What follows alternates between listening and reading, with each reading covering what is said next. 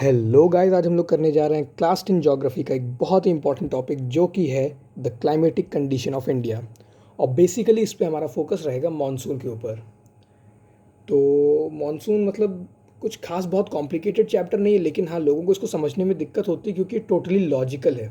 तो अगर आप अपना लॉजिक अप्लाई करें, कुछ बेसिक बातें जानते हो ज्योग्राफी से रिलेटेड, तो this chapter is dam easy for all of you. ठीक है, विदाउट एनी फर्दर एडू हम लोग स्टार्ट करते हैं। तो सबसे पहले ये जान लेते हैं भाई कि इंडिया का क्लाइमेट मतलब कैसा है। ठीक, तो इंडिया के क्लाइमेट को हम लोग दो तरीक़ों से मतलब बता सकते हैं कि वो कैसा, हम लोग दो तरीक़ों से उसको डिस्क्राइब कर सकते हैं। पहला, on the basis of position, ठीक, और दूसरा on the basis of prevailing wind pattern. अब ये क्या होता है? तो यार बचपन में हम लोगों ने पढ़ा होगा प्रिवेलिंग विंड्स के बारे में कि जो चलती हैं, एक प्रिवेलिंग विंड्स मतलब दो टाइप की होती हैं, एक पीरियोडिक लोकल विंड्स और दूसरा ग्लोबली जो चलती हैं, जैसे वेस्टर्ली ईस्टर्ली ट्रेड विंड्स ये अराउंड द ग्लोब चलती हैं। ठीक, और कुछ विंड्स जैसे हम लोग जानते हैं लू, हमारा मतलब नॉर्थ इंडिया में देख लिया जाए यूपी वगैरह में, तो वहाँ लू बहुत चलती है, मतलब गर्म ड्राई विंड को लू कहते हैं। तो वो एक लोकल पीरियोडिक विंड है जो कि सिर्फ गर्मियों के मौसम में चलती है। जैसे आउट ऑफ द इंडिया अगर कोई लोकल विंड की बात करें तो चिनूक। तो इस टाइप की जो विंड्स होती हैं इन्हें हम लोग कहते हैं प्रिवेलिंग विंड्स। स्पेशली जो मतलब ऐसी प्रिवेलिंग विंड्स जो कि एक बहुत ही बड़ा एरिया कवर करें, जैसे पूरा इंडियन सब कॉन्टिनेंट। ठीक, तो on the basis of position अगर बात की जाए तो इंडिया का जो क्लाइमेट है वो सब ट्रॉपिकल है। ठीक, इंडिया का क्लाइमेट जो है that is the you can say India has a सब ट्रॉपिकल टाइप ऑफ क्लाइमेट।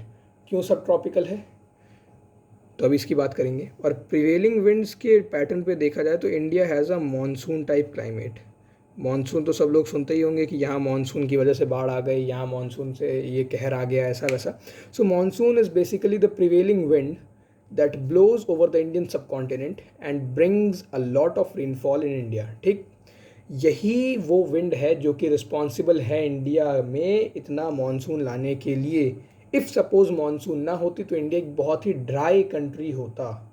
ठीक, not only India, the whole Indian subcontinent, मतलब कि आसपास का जितना भी श्रीलंका पाकिस्तान ये सारा एरिया पूरा ही बहुत ड्राई होता। अब ये सब ट्रॉपिकल क्यों है? तो जैसे अपना ये इंडिया है, ठीक, मतलब ऐसा तो नहीं है, बिल्कुल परफेक्ट तो नहीं बना पाऊँगा, समझ लेना यार आप लोग, अब ऐसे ही बहुत समझदार हो।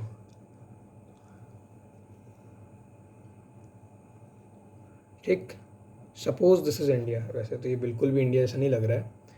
तो इंडिया से यार पास होती है एक बहुत ही फेमस वाली लैटिट्यूड, मतलब तीन लैटिट्यूड फेमस है, एक 90 डिग्री इक्वेटर, एक 23.5 नॉर्थ जो कि ट्रॉपिक ऑफ कैंसर के नाम से जानी जाती है, और 23.5 डिग्री साउथ जो कि ट्रॉपिक ऑफ कैप्रिकॉन के नाम से जानी जाती है। उसके बाद फिर आर्कटिक और एंटार्क्टिक भी आते हैं, सर्कल्स 66.5 वाले, उनको छोड़ दिया तो मेन यही तीन होती है। और इंडिया से 23.5 वाली, जो 23.5 वाला लैटिट्यूड होता है, 23.5 north, that is the Tropic of Cancer, ये इंडिया से पास करता है। और यही रीज़न है क्योंकि ये ट्रॉपिक ऑफ कैंसर है तो इसके आसपास के क्लाइमेट को हम लोग ट्रॉपिकल क्लाइमेट कहते हैं। ठीक, this is the reason why we say कि इंडिया में ट्रॉपिकल टाइप ऑफ क्लाइमेट होता है।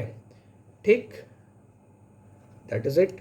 अब देख लेते हैं कि भाई ऐसे कौन कौन से फैक्टर्स हैं जो क्लाइमेट को अफेक्ट करते हैं और इंडिया के क्लाइमेट को वो किस तरीके से अफेक्ट करते हैं। ठीक, तो स्टार्ट करें तो पहला फैक्टर भाई लैटिट्यूडनल एक्सटेंट। वही जब मैंने बता दिया इंडिया जो है वो हमारा आता है, मतलब बेकार मैंने मैप इरेज कर दिया यार, चलो कोई नहीं, एक बार फिर से बना देते हैं। ठीक, सपोज़ ये तो बहुत ही गंदा लग रहा है नो, फिर भी ये 8 डिग्री सॉरी ये 37 डिग्री नॉर्थ है और ये 8 डिग्री नॉर्थ है। ठीक, इसका लोअर एंड जो है ये 8 डिग्री नॉर्थ है। ठीक, उसके नीचे फिर यहाँ से 0 डिग्री इक्वेटर गुजरता होगा, तो दोनों पार्ट इंडिया के जो हैं वो इक्वेटर के ऊपर हैं। तो ऑब्वियसली 8 और 37 के बीच में 23.5 आता है, तो ये हो गया 23.5।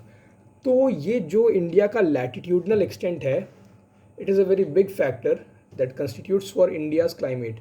वही बात हो गई, सब ट्रॉपिकल, इस रीजन में ही सब ट्रॉपिकल क्लाइमेट होता है और इसी वजह से हमारे इंडिया में भी सब ट्रॉपिकल क्लाइमेट है। ओके, तो ये हो गया लैटिट्यूडनल एक्सटेंट वाला फ़ायदा। उसके बाद एक थोड़ा सा और है इंडिया के रिलीफ फीचर्स से रिलेटेड, कि भाई इंडिया के इधर वाटर बॉडी है, इंडिया की इधर वाटर बॉडी है, इधर हिमालय है। तो इंडिया के जो भी रिलीफ फीचर्स हैं ना, ये भी बहुत हेल्प करते हैं। अभी एक एक करके बात करें कि रिलीफ फीचर्स कैसे हेल्प करते हैं। अब दूसरी बात करें तो altitude of a place. Altitude क्या होता है? वही मैथ्स वाला ऑल्टीट्यूड, परपेंडिकुलर हाइट, ठीक, दिस इज द ऑल्टीट्यूड, ठीक। तो ऑल्टीट्यूड बेसिकली यही होता है, हाइट, ओके।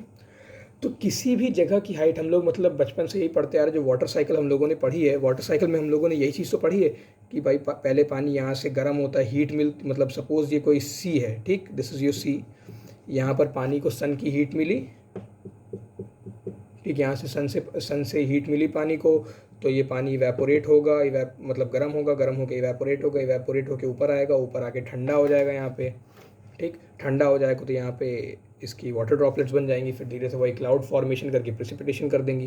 तो हमने क्या कहा? हमने कहा ना यहाँ ठंडा हो जाता है। क्यों ठंडा हो जाता है? क्योंकि भाई जितनी हाइट बढ़ती है उतना ही टेम्परेचर कम होता है। अब कुछ लोग कहेंगे कि हम तो सन के और पास जा रहे हैं, टेम्परेचर तो और ज़्यादा गर्म होना चाहिए। तो ऐसा होता है कि ऊपर जाते जाते ना हवा की लेयर हो जाती पतली, ठीक, मतलब हवा की डेंसिटी जो है वो कम हो जाती है। मतलब यहाँ पर हवा की डेंसिटी ज़्यादा, ऊपर कम हो जाती है, इसलिए ऊपर हमें जो हीट है वो कम फील होती है। अगर हम लोग बहुत ऊपर चले जाएं, मतलब कह लो मेसोस्फेयर में, जो मतलब एटमॉस्फेयर की लेयर्स नहीं होती, ट्रोपोस्फेयर, उसके बाद फिर मतलब जो बीच वाली लेयर होती है मेसोस्फेयर, अगर हम लोग वहाँ चले जाएं तो वहाँ पर हमें लगेगा भी नहीं गर्मी है और हमारी स्किन भी जल जाएगी।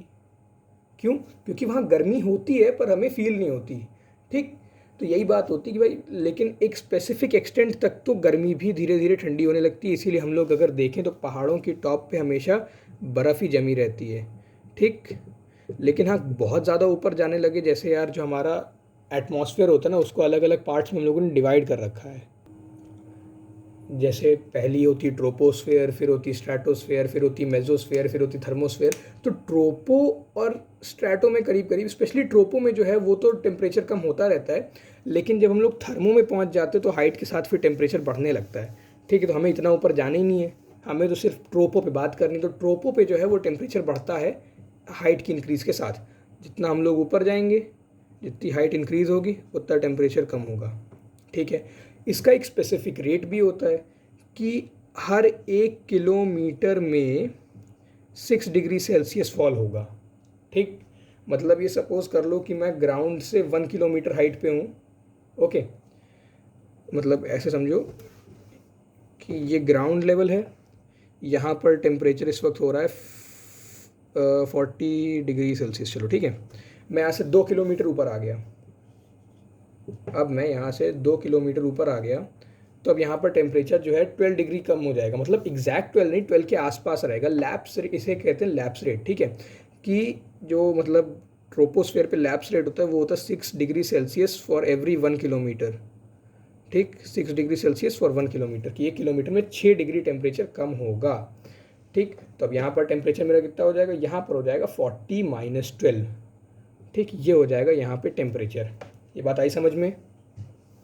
तो इसी वजह से हम लोग देखें कि यार जो दार्जिलिंग हो गया, श्रीनगर हो गया, शिमला हो गया, जितने भी हिल स्टेशंस हो गए, जयपुर में आपके हिल स्टेशंस हैं एक दो, तो जो राजस्थान है वो एरिया बहुत गर्म है, लेकिन वहीं जयपुर का जो एक हिल स्टेशन है, नाम नहीं याद आ रहा मुझे, हाँ माउंट आबू, हाँ माउंट आबू, ये जयपुर में एक हिल स्टेशन है। तो पूरा राजस्थान, जयपुर वगैरह पूरा इलाका बहुत गर्म रहता है, लेकिन स्पेशली ये एरिया जो है यहाँ पर मतलब बर्फ़ जमी रहती है, ये एरिया ठंडा होता है। क्यों? ऑल्टीट्यूड की वजह से। जितने भी इस टाइप की जगह हैं वहाँ पर due to high altitude temperature कम रहता है। दार्जिलिंग हो गया, नैनीताल हो गया, एट्सेट्रा, ठीक। अब आ जाओ अगले टॉपिक पे बात कर लेते हैं, वो है हमारा ग्रेट हिमालयन रेंज, ठीक। अब की बार थोड़ा अच्छे से बनाने की कोशिश कर लेते हैं। तो भाई अगला टॉपिक है हमारा ग्रेट हिमालयन रेंज, ओके। मतलब बना तो इस बार भी अच्छा सा नहीं है, पर अब क्या करें, बिल्कुल परफेक्शनिस्ट नहीं ना। तो हिमालयन रेंज यार, जैसा कि हम सभी लोग जानते हैं, कुछ इस तरीके से होती है, ठीक। मतलब इधर पूरा यहाँ पर चाइना, नेपाल, थोड़ा और इधर ही कर लो, ठीक है, ऐसे कुछ होती है, ठीक। तो क्या होता है यार कि हमारा तो 23.5 पे लाई करता है। इंडिया जो है वो 37 से लेकर के 8 डिग्री तक है, फ़ाइन, कोई दिक्कत नहीं है, लेकिन इसके ऊपर भी तो कुछ होगा। तो इसके ऊपर यार रशिया का एरिया, साइबेरिया वगैरह, जैसे मतलब वर्ल्ड का लोएस्ट टेम्परेचर आज तक साइबेरिया में रिकॉर्ड किया गया -89.2 डिग्री सेल्सियस। ठीक, तो जैसे ये सारी जगहें हो गई, यहाँ पर टेम्परेचर बहुत कम होता है, यहाँ से बहुत ठंडी ठंडी हवाएं चलती हैं, तो वो इंडिया का जो क्लाइमेट है उसे अफेक्ट नहीं कर पाती। क्यों नहीं कर पाती? क्योंकि यहाँ पर एक पहाड़, एक मतलब बिल्कुल बैरियर बने, एक ऑब्स्टिकल खड़े, हिमालय यहाँ पर उन विंड्स को रोक देता है। ठीक, विंड इधर से आई आई आई आगे हिमालय पे टकरा गई, यहीं रह गई, इंडिया के अंदर नहीं घुस पाई। अगर इफ़ एट ऑल उन ये हिमालय यहाँ ना होता, सपोज़ हिमालय यहाँ ना होता, तो फिर वो विंड सीधा घुसते हुए अंदर चली आती इंडिया के, और पूरे इंडिया मतलब फिर इंडिया में जैसे यूपी बिहार वाले एरिया में बर्फ़ बहुत कम गिरती है, अगर हिमालय ना होता ना तो हर सर्दी यहाँ पर स्नोफॉल हो जाती है, ऐसा टेम्परेचर हो जाता है। ऑल थैंक्स टू हिमालय, जो उसने इंडिया का क्लाइमेट बिल्कुल एक्सट्रीम कोल्ड होने से बचा के रखा है। ठीक है, तो मतलब हिमालय की एक बहुत ही हिमालय का एक बहुत ही इंपॉर्टेंट रोल है इंडियन फिजियोग्राफी में, इंडियन क्लाइमेट में, यहाँ तक कि इंडियन हिस्ट्री में भी। अब वो बात मैं नहीं करूँगा, इतना समझ लो कि हिमालय ने इंडिया को बाकी एशिया से कट ऑफ कर रखा था, इसीलिए अफ़गान और तुगलक वगैरह इधर नहीं आए। मतलब वो आए, तुगलक वगैरह आए, लेकिन बहुत देर से आए, नहीं तो यहाँ पर अफ़गान भी, चंगेज़ खान, वो सब इंडिया के आसपास नहीं आए, क्योंकि इधर डेजर्ट पड़ जाता है, इधर यहाँ पर इंडिया का हिमालय पड़ जाता है, इधर पानी, तो इसलिए इंडिया बहुत ही कट ऑफ रहा। इसलिए इंडिया की जितने भी ट्रेडिशन कल्चर हैं ये बाकी दुनिया से, एशिया से भी बहुत अलग हैं। ठीक है, तो इसलिए Himalaya has a very important role to play with India's history as well as geography. Okay, तो आगे बात करें तो आ जाते हैं हमारे प्रेजेंस ऑफ रिलीफ फीचर्स। ठीक, किस टाइप के रिलीफ फीचर्स? रिलीफ फीचर्स मतलब एक तरीके से मतलब जोग्राफिकल फीचर्स। ठीक, जैसे हिमालय भी आपका एक तरीके का रिलीफ फीचर ही है। और ठीक है, मैंने हिमालय का भी सिर्फ एक इम्पॉर्टेंस बताया। हिमालय जो है इंडिया के रेनफॉल में बहुत हेल्प करता है, क्योंकि जो साउथ ईस्ट मानसून विंड्स आती हैं उसको हिमालय ही रोक देता है, इसीलिए यहाँ बहुत बरसात होती है, इस इलाके में, हिमालय वाले एरिया में बहुत बरसात होती है। ठीक है, इसी वजह से।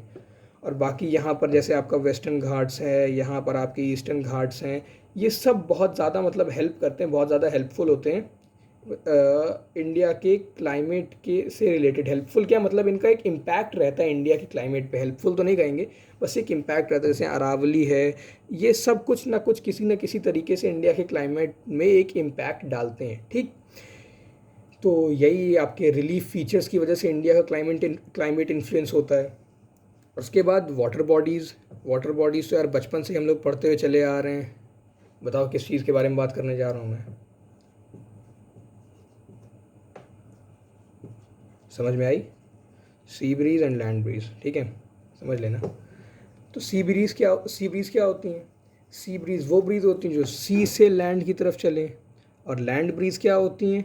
जो लैंड से सी की तरफ चलें। तो इनका मैकेनिज़्म तो हम लोग बचपन से ही पढ़ते आ रहे हैं कि भाई जब गर्मी होती है, धूप होती है, तो पानी का मतलब, साइंस वाले जानते हैं कि पानी की स्पेसिफिक हीट कैपेसिटी बहुत ज़्यादा होती है, 4.2 जूल पर ग्राम डिग्री सेंटीग्रेड। हाँ, ये होती है, मतलब इसको बहुत ही हाई स्पेसिफिक हीट कैपेसिटी माना जाता है। तो वाटर की स्पेसिफिक हीट कैपेसिटी बहुत ज़्यादा होती है, तो पानी को गर्म होने में टाइम लगता है। ये यहाँ पर लैंड वाला जल्दी गर्म हो जाता है। अब ये गर्म है, ये ठंडा है, यहाँ से हवा ऊपर उठेगी, तो इस हवा को भरने जाना पड़ेगा किसी को, तो सी से ब्रीज़ चली। ठीक, ये हो गया सी ब्रीज़ वाला मैकेनिज़्म। रात के टाइम पे क्या होता है भाई? रात के टाइम पे जो है मतलब कि लैंड जो है जल्दी ठंडा हो जाता है, सी जो है उसको ठंडा होने में टाइम लगता है। तो देखा जाए तो सी एक तरीके से अब लैंड के मुकाबले गर्म हो गई। अब ये गर्म हो गया तो यहाँ से हवा ऊपर उठेगी, यहाँ से उठेगी तो लैंड से यहाँ आएगी, तो अब जो चलेगी वो लैंड ब्रीज़ हो गई। तो प्रेजेंस ऑफ वाटर बॉडीज़ जो है ये भी मतलब इंडिया में एक तरीके कॉन्टिनेंटल टाइप क्लाइमेट क्रिएट करके रखते हैं, एक मॉडरेट क्लाइमेट की। आप देखो तो आपको मतलब अगर आप साउथ वाले एरिया में रहते हो, या आप कभी रहे हो यहाँ हैदराबाद, केरला, कर्नाटका, अगर आप कभी यहाँ गए हो तो आपको पता होगा कि यहाँ पर मतलब जैसे यहाँ यूपी है, यूपी में एक्सट्रीम क्लाइमेट रहता है, यानी कि गर्मी में भी 45 डिग्री, और सर्दी में बिल्कुल एक्सट्रीम सर्दी, 3 से 5 डिग्री 6 डिग्री टाइप टेम्परेचर रहता है। ठीक है, हर साल यहाँ पे 45 तो जाता ही, और 3 भी जाता है। और यहीं आप नीचे आ जाओ, बहुत बार तो यहाँ स्नोफॉल भी हो जाती है। और ये नीचे आ जाओ यानी कि साउथ वाले एरिया में, तो यार इस एरिया में जो है ना मतलब मॉडरेट क्लाइमेट रहता है पूरे 24 कह रहा हूँ, all around the year 12 months, ठीक। मतलब यहाँ पे टेम्परेचर 20 से 40, बस। ये तो एक रेंज दे दी मैंने, मतलब एग्जैक्ट रेंज नहीं, लेकिन इसी के आसपास टेम्परेचर रहता है, ना ज़्यादा लो ना ज़्यादा हाई। क्यों? क्योंकि यहाँ पर ये एयर का सर्कुलेशन होता रहता है, ठीक। उसके बाद यही प्रिवेलिंग विंड्स पे तो पूरा चैप्टर ही है, मानसून, उस पर अभी आ जाएंगे। अपर एयर सर्कुलेशन, अपर एयर सर्कुलेशन मतलब पता है? Jet stream. जेट स्ट्रीम के लिए तो यार पूरा वर्ल्ड मैप समझ लो एक बार, मतलब कि मैं पूरा वर्ल्ड मैप तो, इंडिया का मैप तो बना नहीं पा रहा, वर्ल्ड की तो उम्मीद ही मत करना, ठीक है। थोड़ा सा एक बार आइडिया दे देते हैं।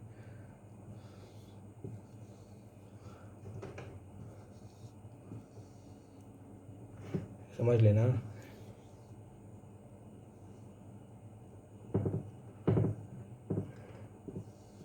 ठीक, ये मतलब ये तो बिल्कुल भी नहीं लग रहा यार, सॉरी है, एक सेकंड देना बस। तो भाई ये बन गया मैप, मतलब थोड़ा बहुत समझ में तो आ ही रहा है कम से कम, ठीक है। तो अब यहाँ पर देखते हैं एग्जैक्टली है क्या। तो हमारी जो जेट स्ट्रीम होती है ना, वो हम लोग एक्सपीरियंस नहीं कर सकते, क्योंकि जेट स्ट्रीम जो चलती हैं वो चलती हैं 10 to 14 kilometres above mean sea level, 10 to 14 kilometres above mean sea level, ठीक है। यानी कि हम लोग जहाँ रहते हैं वो करीब करीब हम लोग मीन सी लेवल पे रहते हैं, और ये यहाँ से 10 किलोमीटर 14 किलोमीटर ऊपर चलती हैं, यानी कि समझ लो ट्रोपोस्फेयर के टॉप एंड से भी ऊपर, स्ट्रेटोस्फेयर में जहाँ प्लेन वगैरह उड़ते हैं ना, कह लो, उस इलाके में चलती हैं ये। और इनकी स्पीड भी पता थोड़ी बहुत नहीं होती, इनकी स्पीड भी रेंज करती है 120 से 140 किलोमीटर एन आवर। समझ रहे हो? बहुत तेज़ स्पीड होती है, हद से ज़्यादा, मतलब जितने पे हाईवे पे गाड़ियाँ नहीं चलती उससे ज़्यादा तेज़ ये हवाएं चलती हैं, ठीक। मतलब बहुत तेज़ हवाएं होती हैं, और ये कहाँ कहाँ चलती हैं? तो यार एक तो ये 66.5 डिग्री नॉर्थ पे चलती हैं, एक ये 23.5 डिग्री नॉर्थ पे चलती हैं, एक 23.5 डिग्री साउथ, और एक 66.5 डिग्री साउथ पे।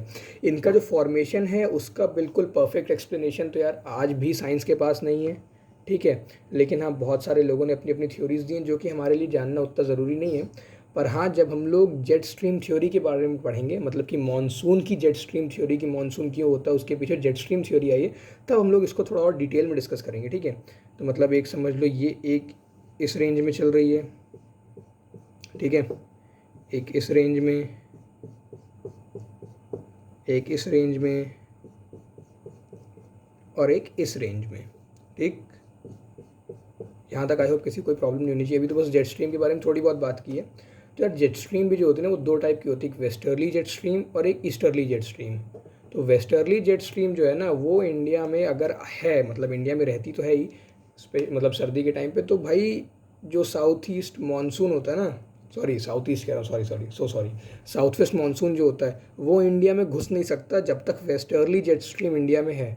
तो एक तरीके से कह लो कि वेस्टर्ली जेट स्ट्रीम जो है वो इंडिया में मॉनसून को रेजिस्ट करती है, आने नहीं देती है। और ये ईस्टर्ली जेट स्ट्रीम जो है वो इंडिया में मॉनसून को हेल्प करती है, मतलब कि एक तरीके से मॉनसून के इम्पैक्ट को और ज़्यादा इन्हेंस करती है, ठीक है। तो वेस्टर्ली जेट स्ट्रीम जो है इंडिया में मॉनसून के लिए अच्छी है, और सॉरी क्या बोल रहा हूँ यार मैं अभी, वेस्टर्ली जेट स्ट्रीम जो है वो इंडिया के मानसून के लिए अच्छी नहीं है, और ईस्टर्ली जेट स्ट्रीम जो है वो इंडिया के मानसून के लिए बहुत अच्छी है, ठीक।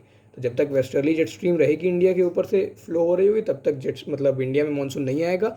और जैसे ही वेस्टर्ली हटेगी, ईस्टर्ली आएगी, तो इंडिया में मतलब मानसून, फिर समझ लो कि अब इंडिया में मानसून आ सकता है, ठीक। वेट जेट स्ट्रीम एक बहुत ही मतलब कॉम्प्लिकेटेड टॉपिक है, ठीक है। इसकी हम लोग आगे बात करेंगे जब हम लोग उस मतलब जेट स्ट्रीम थ्योरी पढ़ेंगे मानसून की, ठीक है। तब इसके बारे में डिटेल में बात करेंगे कि ये कैसे फॉर्म होती है, पोलर सेल, हेडली सेल और फेरल सेल के बीच, और मतलब क्या क्या नाम होते हैं, क्यों होते हैं, सब पढ़ेंगे, ठीक है। अब आ जाते हैं tropical cyclone and western disturbances. तो ये तो यार मतलब ट्रॉपिकल साइक्लोन्स तो हम लोगों ने जैसे मतलब पढ़ी होगी 8th 7th 8th में, साइक्लोनिक रेनफॉल के बारे में, ठीक है। रेनफॉल एक टाइप की तो होती नहीं है, जैसे रेनफॉल साइक्लोनिक भी होती है, ओलोग्राचिक भी होती है, ठीक है। मतलब रेनफॉल भी बहुत सारे टाइप की होती है, उन्हीं में से ट्रॉपिकल साइक्लोन्स जो होते हैं ना, जो इंडिया में बहुत आते रहते हैं, मतलब हर साल एक ना एक तो आ ही जाता है, स्पेशली वो उड़ीसा वेस्ट बंगाल वाले साइड से एंटर करते हैं, फिर इंडिया में थोड़ा घूम के चले जाते हैं, तो वो भी इंडिया में बहुत बारिश लाते हैं, ठीक है। साइक्लोन फॉर्मेशन क्यों होता है? तो साइक्लोन भी दो टाइप के होते हैं, एक साइक्लोन और एक एंटी साइक्लोन कह लो। एक साइक्लोनिक साइक्लोन और एक एंटी साइक्लोनिक। मतलब एक में क्या होता है, लो प्रेशर बीच में होता है, अगल बगल जो है हाई प्रेशर की विंड होती है, इसको कहते हैं आई ऑफ साइक्लोन। ठीक है, तो यहाँ पर लो होगा, बाकी ये पूरा हाई होगा। और एक एंटी साइक्लोन होता है जिसमें बीच में हाई होता है। ठीक है, एंटी साइक्लोन में क्या होता है, एंटी साइक्लोन में बीच में हाई होगा, अगल बगल में लो होगा। ठीक, तो एंटी साइक्लोन। तो इस तरीके के साइक्लोन्स होते हैं, ये इंडिया में आते हैं, बारिश लेके आते हैं, इनका कुछ खास इफेक्ट नहीं होता। और कभी कभी मतलब कहीं कहीं पे बुक्स में एल नीनो और ला नीना इफेक्ट दिया होता है, वो कह लो कि इंडियन ज्योग्राफी से नहीं, लेकिन हाँ वर्ल्ड ज्योग्राफी से रिलेटेड, उसके लिए वर्ल्ड ज्योग्राफी पढ़नी पड़ेगी, तब जाके वो समझ में आएगा। और वो एग्जाम पॉइंट ऑफ व्यू से इतना इंपॉर्टेंट भी नहीं है इस चैप्टर से। एग्जाम पॉइंट ऑफ व्यू से सिर्फ एक ही चीज़ सबसे ज़्यादा इंपॉर्टेंट है, वो है मानसून। और दूसरा जो इंपॉर्टेंट चीज़ है वो है मानसून के डिस्ट्रीब्यूशंस की। इंडिया में मानसून जो है वो किस तरीके से डिस्ट्रीब्यूट हुए हैं, कहाँ पे उसको क्या नाम दिया जाता है, वगैरह वगैरह। ठीक है, आज का हम लोग यहीं तक रखते हैं। अगले सेशन की थोड़ी सी एक जानकारी देता हूँ, अगले में हम लोग क्या पढ़ेंगे। देखो यार, हमारे यहाँ सिलेबस में तो सिर्फ मतलब मेन जेट स्ट्रीम थ्योरी, और जेट स्ट्रीम थ्योरी से भी ज़्यादा ये इंपॉर्टेंट है कि भाई इंडिया में मानसून जो है, ये नहीं पूछा जाता कि मानसून का ओरिजिन क्या है। देखो, मानसून को हम लोग दो पार्ट्स में मेनली पढ़ सकते हैं। ठीक, मानसून को हम लोग दो पार्ट्स में पढ़ सकते हैं, पहला दूसरा। पहला है इसकी ओरिजिन और दूसरा है इसका डिस्ट्रीब्यूशन। ठीक, और बोर्ड में देखा जाए तो डिस्ट्रीब्यूशन ही मेनली आता है, ओरिजिन तो आती नहीं है। ठीक, लेकिन फिर भी मैं ओरिजिन में आप लोगों को बता दूंगा, सो दैट जिनको आगे ज्योग्राफी वगैरह से मतलब कुछ करना है, जैसे यूपीएससी वगैरह में ज्योग्राफी अगर लेनी है तो उनके लिए फ़ायदे का सौदा रहेगा। नहीं तो जिनको सिर्फ एग्ज़ाम क्रैक करना है तो वो सिर्फ डिस्ट्रीब्यूशन देख सकते हैं। तो अगला लेक्चर में ओरिजिन पे ले आऊँगा, पर वो बोर्ड पॉइंट ऑफ व्यू से इतना इंपॉर्टेंट नहीं। लेकिन हाँ, एक बार आप अगर देख लोगे ना तो आप समझ जाओगे इंडिया में मानसून आता कैसे है। तो फिर आप ओरिजिन अगर आपको आ गई तो आप उसके डिस्ट्रीब्यूशन को भी बहुत अच्छे से समझ पाओगे, एक्सप्लेन कर पाओगे। So that is it for today. आगे हम लोग देखेंगे क्या मतलब वीडियो का, हाँ आगे का हिंट देना था मेरे को आपको, तो आगे हम लोग यही पढ़ेंगे कि भाई मैकेनिज़्म कैसे आता है। जैसे हम लोगों ने पिछले साल 9th में आईसीएसई वालों ने पढ़ा होगा कि एटम के मॉडल बहुत सारे आए थे, जिसमें से आज तो हम लोग बोहर वाले को भी एक्सेप्टेंस नहीं देते। बोहर का मॉडल भी गलत हो गया। उसके पहले रदरफोर्ड आए, मतलब उस और रदरफोर्ड के पहले थॉमसन आए, इन सब ने मॉडल दिए। हमें फेल वाले मॉडल भी पढ़ने पड़ते हैं ना, फेल वाले भी पढ़ेंगे, उसके बाद सही वाले भी पढ़ेंगे। वही चीज़ कह लो यहाँ पर भी है कि एक थे हैली, उन्होंने अपनी थ्योरी दी thermal concept of Halley monsoon के लिए, उनकी फेल हो गई। फिर भी बुकों में थोड़ा बहुत दिया रहता तो वो भी पढ़ लेंगे। फिर एक एयर मास थ्योरी, या फिर जिसको हम लोग डायनेमिक कॉन्सेप्ट ऑफ फ्लोन भी कहते हैं, वो फेल तो नहीं हुई, लेकिन हाँ वो सारी चीज़ों को अच्छे से एक्सप्लेन नहीं कर पाई। और आज जो हमारे पास मॉडर्न थ्योरी है वो है जेट स्ट्रीम थ्योरी। तो अगले लेक्चर्स में हम लोग उन्हीं के बारे में बात करेंगे। थोड़ा लंबा लेक्चर हो जाएगा अगला वाला, पर वो ओरिजिन है इतना इंपॉर्टेंट नहीं है। इफ़ आपको डिस्ट्रीब्यूशन अच्छे से पढ़ना है, अच्छे से समझना है, उसमें अपना लॉजिक बेस्ड अंडरस्टैंडिंग रखनी है, तो भाई ठीक है, आप अगला वाला डिस्ट्रीब्यूशन वाला वीडियो जो आएगा, अगर उसको अच्छे से समझना है तो आप अगला ओरिजिन वाला वीडियो भी देख सकते हैं। नहीं तो आप सीधा डिस्ट्रीब्यूशन पे जंप कर सकते हैं। अभी मैं वो डाल दूंगा, अपलोड कर दूंगा। ठीक है, so with that note, bye, good night या गुड मॉर्निंग, इवनिंग, जब भी आप देख रहे हो। चलिए मिलते हैं फिर। Thank you.